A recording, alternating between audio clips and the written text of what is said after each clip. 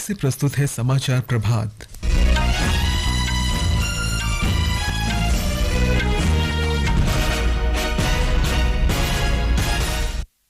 लोकसभा चुनाव के लिए प्रचार जोरों पर। प्रमुख राजनीतिक दलों के शीर्ष नेता रैलियां और रोड शो कर रहे हैं। प्रधानमंत्री और भाजपा की वरिष्ठ नेता नरेंद्र मोदी आज झारखंड तथा बिहार में रैलियां करेंगे। बहुजन समाज पार्टी प्रमुख मायावती उत्तर प्रदेश में जनसभा को संबोधित करेंगे। लोकसभा चुनाव के 5वें चरण के लिए नामांकन पत्रों की जांच आज होगी।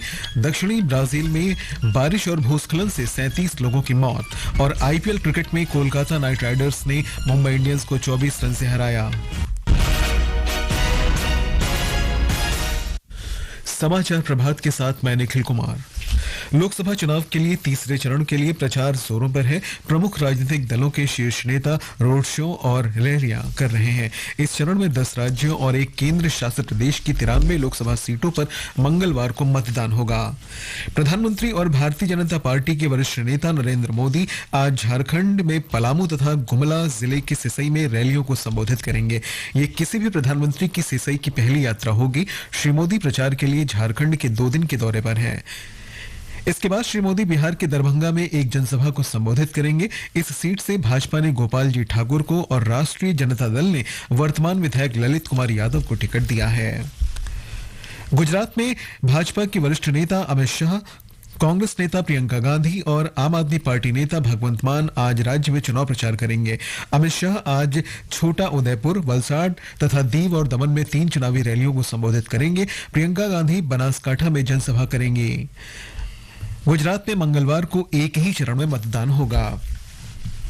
बहुजन समाज पार्टी के अध्यक्ष मायावती आज उत्तर प्रदेश के आगरा में एक जनसभा को संबोधित करेंगी। इस सीट पर बसपा ने पूजा अमरोही को, भाजपा ने वर्तमान सांसद एसपी सिंह बघेल को और समाजवादी पार्टी ने सुरेश चंद्र करदम को उम्मीदवार बनाया है। 5वें चरण के लिए नामांकन पत्रों की आज जांच की जाएगी। सोमवार तक नाम वापस लिए जा सकते हैं। नामांकन पत्र भरने का कल आखिरी दिन था। इस चरण में 20 मई को वोट डाले जाएंगे। उत्तर प्रदेश में कल कई दिग्गज नेताओं ने अपने नामांकन पत्र दाखिल किए। कांग्रेस नेता राहुल गांधी ने रायबरेली सीट से नामांकन भरा।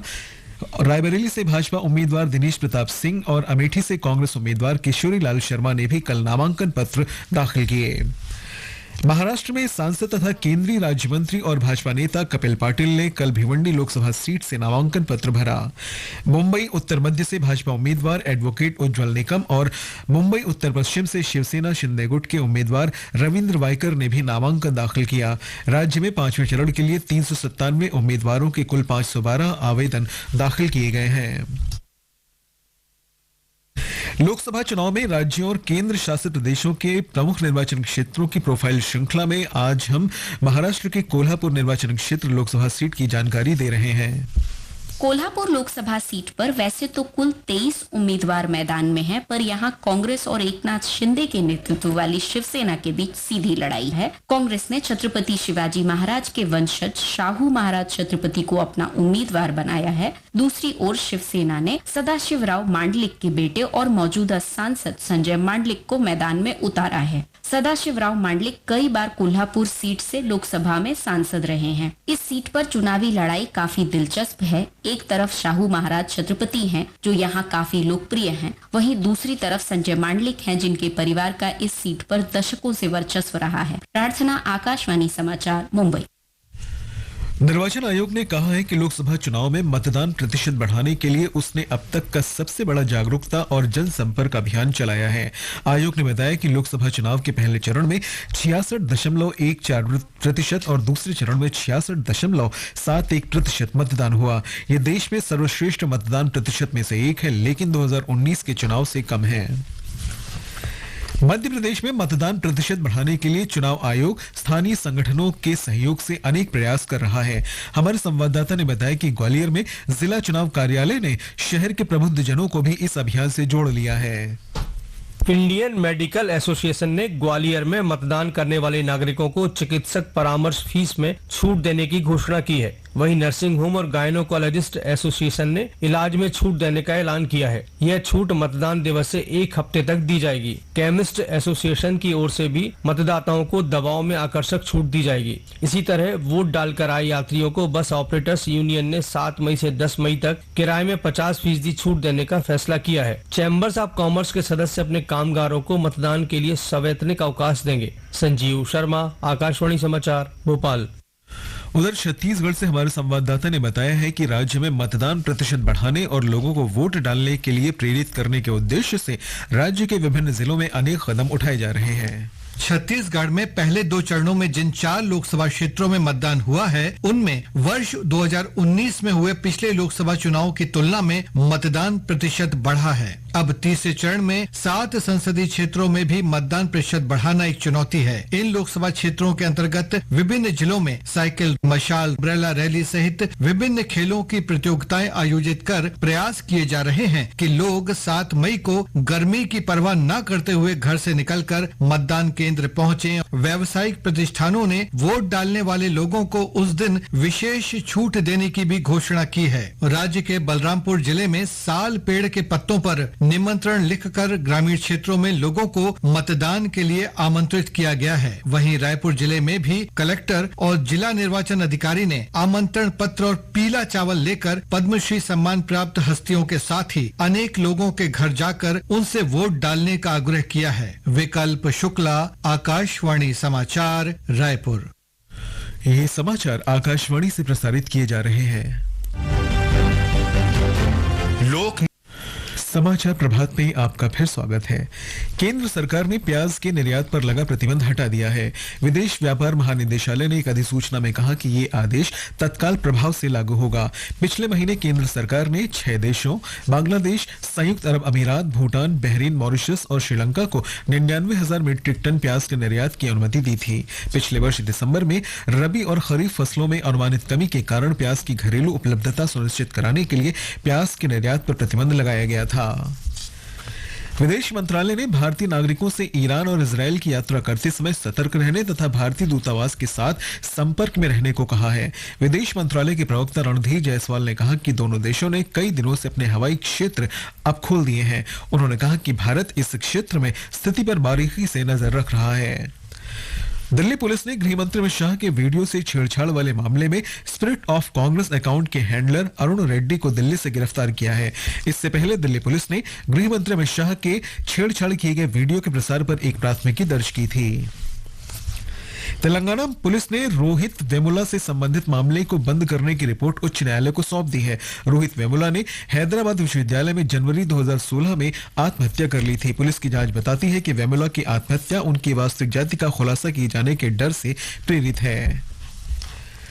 राष्ट्रपति द्रौपदी मुर्मू आज से बुधवार तक हिमाचल प्रदेश के दौरे पर रहेंगी। हमारे संवाददाता ने बताया कि इस दौरान वे शिमला के समीप छराबड़ा स्थित राष्ट्रपति निवास द रिट्रीट में ठहरेंगी।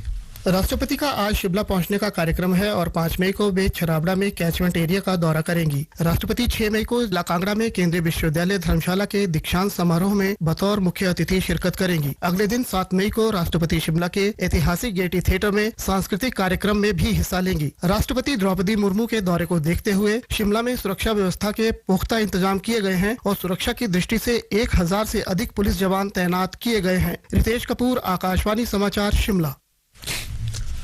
मौसम विभाग ने कहा है कि अगले 2 दिन में पश्चिम बंगाल के गांगेय क्षेत्र, तेलंगाना, कर्नाटक, तटीय आंध्र प्रदेश, रायलसीमा, झारखंड और तमिलनाडु में भीषण गर्मी का प्रकोप रहेगा। मध्य महाराष्ट्र, मराठवाड़ा, सौराष्ट्र, कच्छ और पश्चिमी राजस्थान में भी अगले 2-3 दिन यही स्थिति जारी रह सकती है। तटीय कर्नाटक, तमिलनाडु, पुदुचेरी, कोंकण, कराईकल, केरल, माहे, असम, मेघालय और त्रिपुरा के अलग अलग हिस्सों में गर्म तथा आर्द्र मौसम बने रहने की संभावना है। इस बीच अगले 5 दिन में पूर्वोत्तर भारत में अलग अलग स्थानों पर गरज के साथ हल्की से मध्यम वर्षा हो सकती है। जम्मू कश्मीर, लद्दाख, गिलगित बाल्तिस्तान, मुजफ्फराबाद, उत्तराखंड और हिमाचल प्रदेश में भी कल तक ऐसी ही स्थिति बनी रहने की संभावना है। चिकित्सा पाठ्यक्रमों से संबंधित पूर्व स्नातक कार्यक्रमों के प्रवेश के लिए राष्ट्रीय पात्रता सह प्रवेश परीक्षा नीट 5 मई को संयुक्त अरब अमीरात के 3 केंद्रों पर आयोजित होगी। कुल 2230 विद्यार्थियों ने इस परीक्षा के लिए आवेदन किया है। ये परीक्षा हिंदी, अंग्रेजी, गुजराती, मलयालम सहित कुल 13 भाषाओं में आयोजित होगी। ब्राजील के दक्षिणी राज्य रियो ग्रांडे दो सुल में मूसलाधार वर्षा के कारण 37 लोग मारे गए हैं और 74 लोग लापता हैं। अब तक की सबसे विनाशकारी बाढ़ ने कई शहरों को बर्बाद कर दिया है। बाढ़ के कारण 23,000 से अधिक लोगों को अपने घर छोड़कर जाना पड़ा है। पिछले वर्ष जुलाई और नवंबर महीने में आई बाढ़ में कुल 75 लोग मारे गए थे। महाराष्ट्र में पूर्व कांग्रेस नेता संजय निरुपम ने मुख्यमंत्री एकनाथ शिंदे की उपस्थिति में शिवसेना की सदस्यता ग्रहण की। श्री निरुपम ने कहा कि 20 वर्ष बाद शिवसेना में शामिल होना घर वापसी जैसा है। कांग्रेस पार्टी के साथ संजय निरुपम के रिश्ते तब खराब हुए जब पार्टी ने सीट बंटवारे के समझौते के तहत मुंबई उत्तर पश्चिम सीट को शिवसेना के उम्मीदवार अमोल कीर्तिकर के लिए छोड़ दिया था। आईपीएल क्रिकेट में कल कोलकाता नाइट राइडर्स ने मुंबई इंडियंस को 24 रन से हराया। 170 रन के लक्ष्य के जवाब में मुंबई की पूरी टीम 145 रन पर ही सिमट गई। अंक तालिका में कोलकाता दूसरे स्थान पर है, जबकि मुंबई की टीम प्लेऑफ की दौड़ से बाहर हो गई है। प्रतियोगिता में आज शाम 7:30 बजे बेंगलुरु में रॉयल चैलेंजर्स बेंगलुरु का मुकाबला गुजरात टाइटंस से होगा। बहामास के नासाउ में विश्व एथलेटिक्स रिले प्रतियोगिता आज से शुरू होगी। यह पेरिस ओलंपिक में कोटा हासिल करने के लिए क्वालिफाइंग प्रतिस्पर्धा है। इस प्रतियोगिता में भारतीय पुरुष, महिला और मिक्स्ड 4x400 मीटर टीमें उतरेंगी। ये समाचार हमारी वेबसाइट newsonair.gov.in/hindi पर भी उपलब्ध हैं। और अब आज के समाचार पत्रों की सुर्खियों के साथ हैं देवेंद्र त्रिपाठी। धन्यवाद निखिल। देश में चुनावी गतिविधियों के बीच स्टार प्रचारकों के बयानों और कांग्रेस नेता राहुल गांधी के नामांकन को अधिकतर अखबारों ने आज अपने मुख्य पृष्ठ पर स्थान दिया है। अमर उजाला का शीर्षक है, राहुल रायबरेली से मैदान में, 25 साल बाद अमेठी से गांधी परिवार का कोई प्रत्याशी नहीं।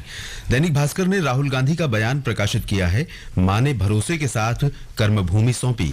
हरिभूमि ने अमेठी से भाजपा प्रत्याशी स्मृति ईरानी के हवाले से लिखा है, कांग्रेस ने मतदान से पहले हार मान ली। वीर अर्जुन की खबर है, कांग्रेस के पूर्व नेता संजय निरुपम मुख्यमंत्री एकनाथ शिंदे की उपस्थिति में शिवसेना में हुए शामिल।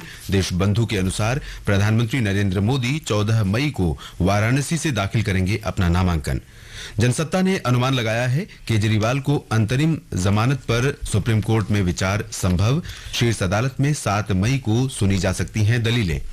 झारखंड उच्च न्यायालय ने हेमंत सोरेन की रिट याचिका खारिज की, फिलहाल जमानत नहीं। राष्ट्रीय सहारा के बॉक्स में है। पंजाब केसरी की खबर है, गो फर्स्ट के 54 विमानों का रजिस्ट्रेशन कैंसिल, उड़ानें पिछले साल 3 मई से बंद।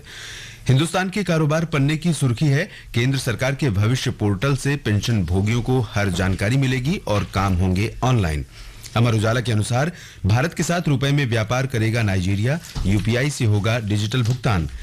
दैनिक ट्रिब्यून और दैनिक जागरण ने अनुमान लगाया है, सीबीएसई की 10वीं और 12वीं के परीक्षा परिणाम 20 मई के बाद हो सकते हैं घोषित। नवभारत टाइम्स ने खेल पन्ने पर लिखा है, भारतीय क्रिकेट टीम वनडे और 2020 में शीर्ष पर, जबकि टेस्ट क्रिकेट में दूसरे स्थान पर। वहीं राजस्थान पत्रिका की ये खबर ध्यान आकर्षित करती है, कुछ मिनट गुस्से से भी हार्ट अटैक और स्ट्रोक का खतरा। अखबारों में खबरें भी है। मालदीव भारत उच्च स्तरीय कोर ग्रुप की चौथी बैठक आज कल नई दिल्ली में आयोजित की गई। बैठक में दोनों पक्षों ने आपसी सहयोग के विभिन्न पहलुओं पर विचार विमर्श किया। धन्यवाद देवेंद्र समाचार पत्रों की सुर्खियों के लिए। और अब अंत में मुख्य समाचार एक बार फिर। लोकसभा चुनाव के लिए प्रचार जोरों पर है। प्रमुख राजनीतिक दलों के शीर्ष नेता रैलियां और रोड शो कर रहे हैं। प्रधानमंत्री और भाजपा के वरिष्ठ नेता नरेंद्र मोदी आज झारखंड और बिहार में रैलियां करेंगे। बहुजन समाज पार्टी प्रमुख मायावती उत्तर प्रदेश में जनसभाओं को संबोधित करेंगी। लोकसभा चुनाव के 5वें चरण के लिए नामांकन पत्रों की जांच आज की जाएगी। दक्षिणी ब्राजील में बारिश और भूस्खलन होने से 37 लोगों की मौत हुई। और आईपीएल क्रिकेट में कोलकाता नाइट राइडर्स ने मुंबई इंडियंस को कल 24 रन से पराजित किया। इसके साथ ही समाचार प्रभात का ये अंक समाप्त हुआ। नमस्कार।